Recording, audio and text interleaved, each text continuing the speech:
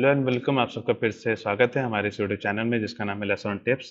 तो आज का जो हमारा नया टॉपिक है वो है गैस्ट्राइटिस। और गैस्ट्राइटिस में जो हमारे कोलिजियस गैस्ट्राइटिस क्या होता है, सिम्टम्स, कॉजेस और उसके ट्रीटमेंट। तो आगे बढ़ते हैं।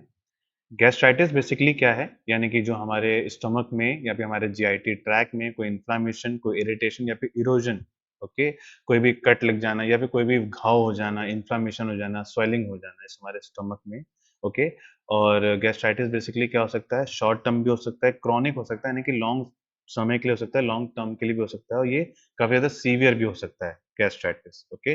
और गैस्ट्राइटिस की वजह से डिस्कम्फर्ट होना, काफ़ी ज़्यादा पेन होना और भी कोई डाइजेस्टिव सिस्टम सिम्पटम्स नज़र आ सकते हैं। ठीक है? It's important to note that there are different causes and types of gastritis. ये कह सकते हैं कि हमें याद रखना चाहिए कि जो गैस्ट्राइटिस के कॉजेस है वो अलग-अलग हैं, मतलब जिनकी वजह से होते हैं, और डिफरेंट टाइप्स ऑफ गैस्ट्राइटिस होते हैं। ठीक है? जैसे कि उसी में अगर हम बात करें, कुछ एक ऐसा गैस्ट्राइटिस है जो बहुत ज़्यादा रेयर है, जैसे कि कोलिजियस गैस्ट्राइटिस। तो कोलिजियस गैस्ट्राइटिस से पहले हम जानते हैं कोलेजन क्या होता है। कोलेजन बेसिकली क्या है, एक ऐसा प्रोटीन है, ओके, जो कि ऐसे फूड में पाया जाता है जैसे एनिमल के स्किन में, उनके लिगामेंट में, या फिर बहुत ज़्यादा इसमें कोलेजन पाया जाता है। ओके। और कोलेजन बेसिकली हम बाहर से भी ले सकते हैं, अल्टरनेट ले सकते हैं, सप्लीमेंट्री के तौर पे भी ले सकते हैं, जो पाउडर के फॉर्म में भी होते हैं कोलेजन। ओके। और ये कहाँ हमारे पाए जाते हैं, कनेक्टिव टिश्यू में पाए जाते हैं, स्किन में, टेंडन्स में, बोन्स और कार्टिलेज में भी। It provide structural support to tissue and played important role in cellular processes, यानी कि हमारे जो टिश्यू के स्ट्रक्चरल सपोर्ट्स होते हैं, उनके जो फंक्शंस होते हैं, उसको सपोर्ट करती है बेसिकली कोलेजन। और साथ-साथ हमारे सेलुलर फंक्शंस के लिए, सेलुलर के प्रोसेस के लिए भी बहुत ज़्यादा इंपॉर्टेंट रोल होता है कोलेजन का। ओके, तो कोलेजन बेसिकली क्या है, एक प्रोटीन है, ओके, जो कि एक बाहर से जो एनिमल के स्किन से या उनके लिगामेंट्स से, या कह सकते हैं कि हम सप्लीमेंट्री ले सकते हैं बाहर से, ओके, अगर कमी हो जाती है। और साथ-साथ क्या हम या कहाँ पाया जाता है, कहाँ पे फाउंड होता है, कनेक्टिव टिश्यू में, स्किन में, टेंडन्स में, बोन्स में और कार्टिलेज में। और साथ-साथ क्या है, ये किसमें सबसे ज़्यादा इंपॉर्टेंट रोल है इसका? इसका रोल है टिश्यू के स्ट्रक्चरल में, या स्ट्रक्चरल प्रोसेस में, या स्ट्रक्चरल फंक्शन में। और साथ-साथ क्या है, सेलुलर प्रोसेस में बहुत ज़्यादा इंपॉर्टेंट रोल है कोलेजन का। ओके। आगे है इसके कोलेजन का यूज़ क्या है? बेसिकली ये नेचुरल प्रोड्यूस कोलेजन है, नेचुरली प्रोड्यूस भी होता है साथ-साथ हमारी बॉडी में। और बेसिकली क्या है कि हम जो भी कोई खाना लेते हैं जिसमें कोलेजन होता है, तो वो अमाइनो एसिड में क्या कहते हैं, कन्वर्ट होता है। ओके। और बेसिकली जब भी हमारे ऑर्गन को या हमारे बॉडी पार्ट को प्रोटीन की ज़रूरत होती है, तो वो अमाइनो एसिड वहाँ पे यूज़ हो जाता है। ओके। एंड साथ-साथ क्या है कि आप किसी और भी डाइटरी सोर्स से ले सकते हो, जैसे कि चिकन स्किन से ले सकते हो, फिश स्किन से भी ले सकते हो, as well as collagen supplements, यानी कि जो भी सप्लीमेंट जिसमें कोलेजन होता है, यानी कि बाहर के जो पाउडर के फॉर्म में होते हैं, वो भी आप ले सकते हो सप्लीमेंट्स। साथ-साथ क्या है, oral and topical collagen products like supplements and face cream are popular for treating signs of aging such as wrinkles, loss of skin hydration and joint pain। यानी कि क्या बोल रहा है ये कि ओरल और टॉपिकल जो कोलन प्रोडक्ट्स होते हैं वो सप्लीमेंट्री और फेस क्रीम में भी आते हैं। और ये बेसिकली किस काम आते हैं, कौन से चीज़ों को ठीक करते हैं, सप्लीमेंट्स और फेस क्रीम? रिंकल्स को हटाने के लिए, यानी कि जिनको एजिंग की प्रॉब्लम होती है, बहुत ज़्यादा उनको लगता है कि बहुत ज़्यादा झुर्रियाँ आ गई हैं, उनको ठीक करने के लिए। स्किन हाइड्रेशन जो लॉस हो गया बहुत ज़्यादा, ओके, उसको हाइड्रेट करने के लिए। और साथ-साथ जॉइंट्स के पेन को भी ठीक करने में हेल्प करता है कोलेजन का। साथ-साथ क्या है, कोलेजन किस फॉर्म में भी आता है, पाउडर के फॉर्म में भी आता है, कैप्सूल और लिक्विड फॉर्म में भी कोलेजन आता है, या मिलता है। ठीक है? अब हम आते हैं कोलिजियस गैस्ट्राइटिस, यानी कि जिसपे हमने बेसिकली वीडियो बनाई है। तो कोलिजन गैस्ट्राइटिस का ये बहुत ज़्यादा रेयर डिसऑर्डर है, ओके, जो कि क्या होता है कि हमारे जो स्टमक का सब एपिथेलियल लेयर, ओके, जो आप कह सकते हैं जो पार्ट है, वहाँ पे क्या होता है, कोलेजन डिपॉज़िट डिपॉज़िट हो जाता है, यानी कह सकते हैं कलेक्शन हो जाता है उसका, कोलेजन का। ओके, यानी कि हमारे जो स्टमक का सब एपिथेलियल जो लेयर है या मेम्ब्रेन है या जो पार्ट है बेसिकली, वहाँ पे क्या होता है कि कोलेजन डिपॉज़िट हो जाता है, बहुत ज़्यादा फुलफिल हो जाता है, भर जाता है। ओके। और इसका जो क्या कहते हैं, कोलेजन जब वहाँ पे डिपॉज़िट होगा तो उसकी जो लेयर है बेसिकली वो कितनी ज़्यादा थिक हो जाएगी, 10 म्यूम से भी ज़्यादा।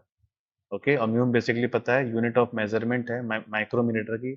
अगर हम किसी को माइक्रोमीटर में मेज़र करते हैं, उसको म्यूम लगाते हैं, तो 10 माइक्रोमीटर से भी ज़्यादा थिक हो सकती है।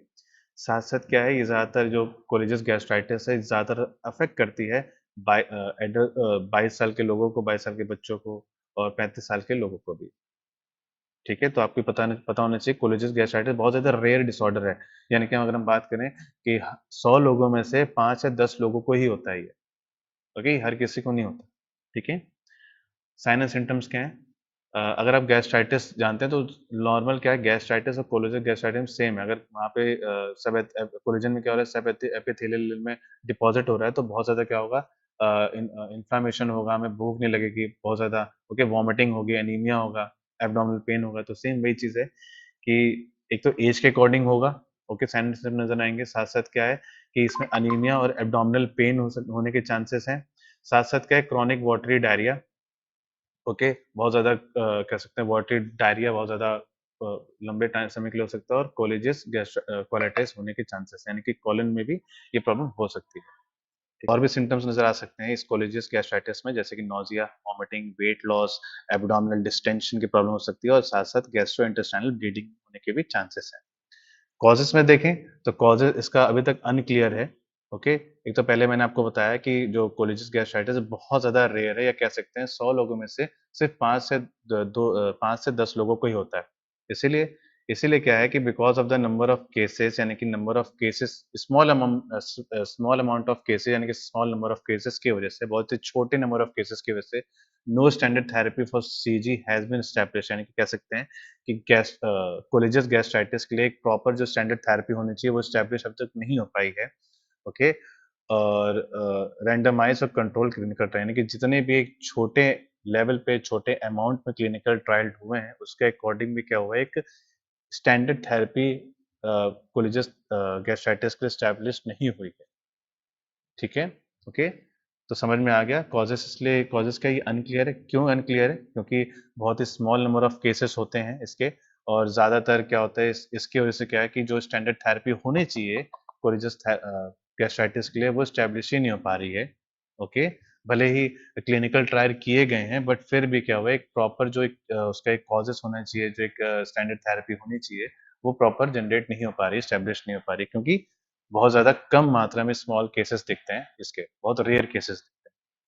इसके बाद है ट्रीटमेंट। ट्रीटमेंट में क्या कर सकते हैं, ज़्यादातर टॉपिकल ब्यूटेनॉइड हम दे सकते हैं, जैसे कि इनहेलेशन के ज़रिए हो गया, ओके। हम कोई भी इनहेलेशन करा सकते हैं पेशेंट को, तो इसलिए ऐसे पेशेंट को हम ठीक कर सकते हैं जो कोलिजियस गैस्ट्राइटिस में सिम्पटम्स नज़र हमें आ रहे हैं, ठीक है।